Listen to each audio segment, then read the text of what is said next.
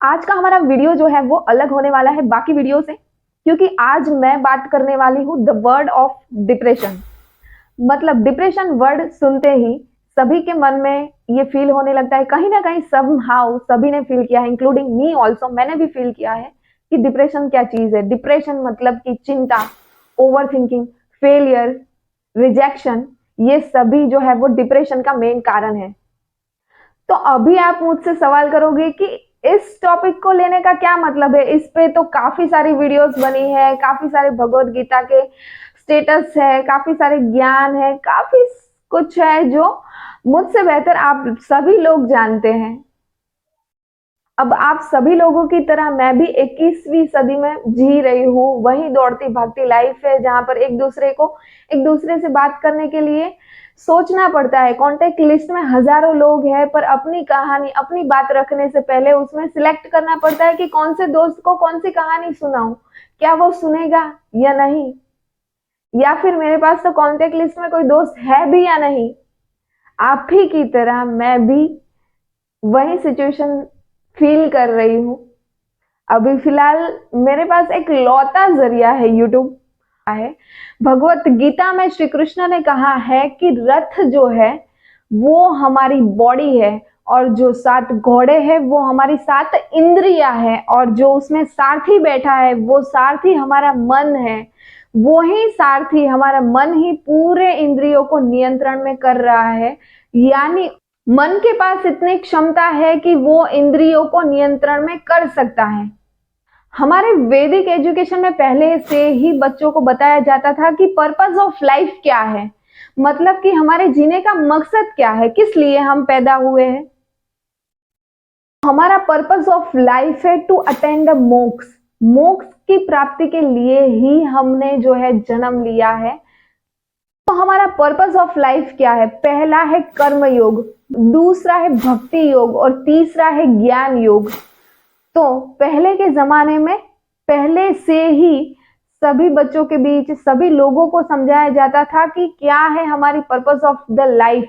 और अभी के टाइम में पैदा होते ही हमारे घर वालों से हमें यही सीख मिलती है कि हमें अच्छा घर खरीदना है, हमें मैरिज करने हैं, हमको करियर बनाना है। इस चीज पे ही ज्यादा फोकस करके प्रेशराइज किया जाता है, और हम यही समझ लेते हैं कि भाई हमारा मेन मकसद जो है वो यही है, हमारा लक्ष्य ही जीने का यही है।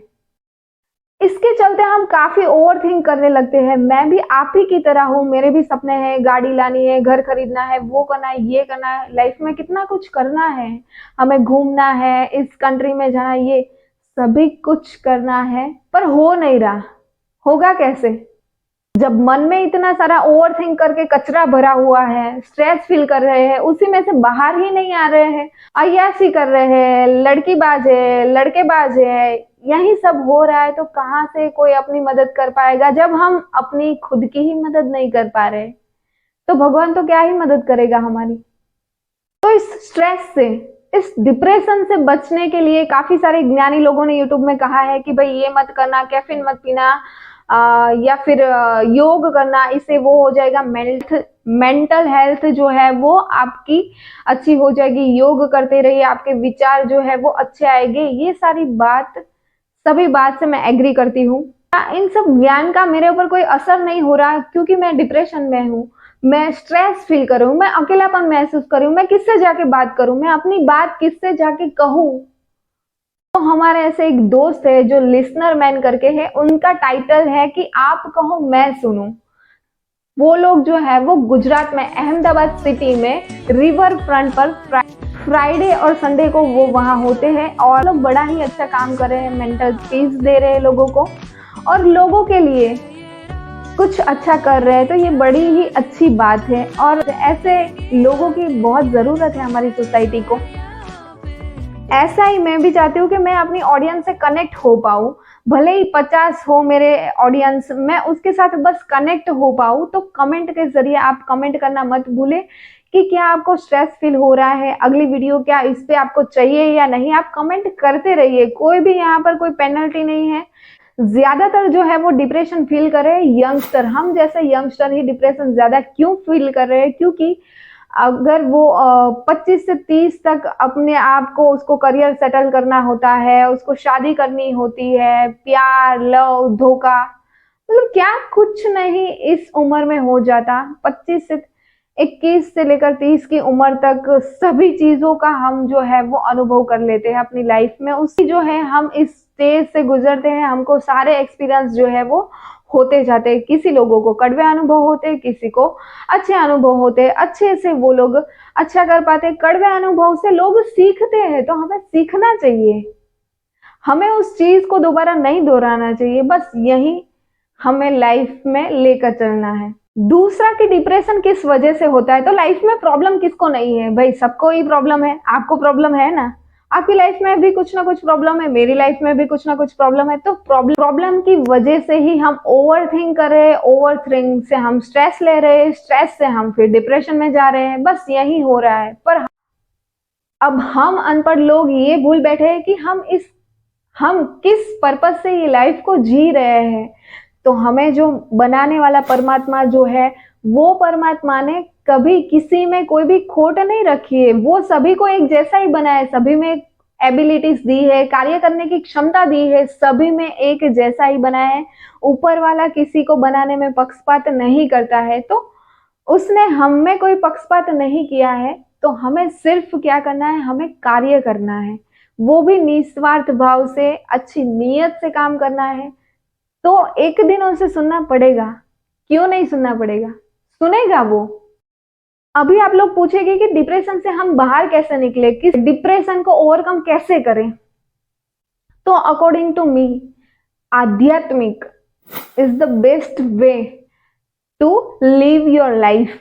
लाइफ को बेटर वे से जीने के लिए भगवान ने भगवत गीता में अर्जुन को भी बहुत ही ज्ञान दिया था कि कैसे कर्म योग करके भी आप मोक्ष की प्राप्ति कर सकते हो और संन्यास योग करके भी आप मोक्ष की प्राप्ति कर सकते हो।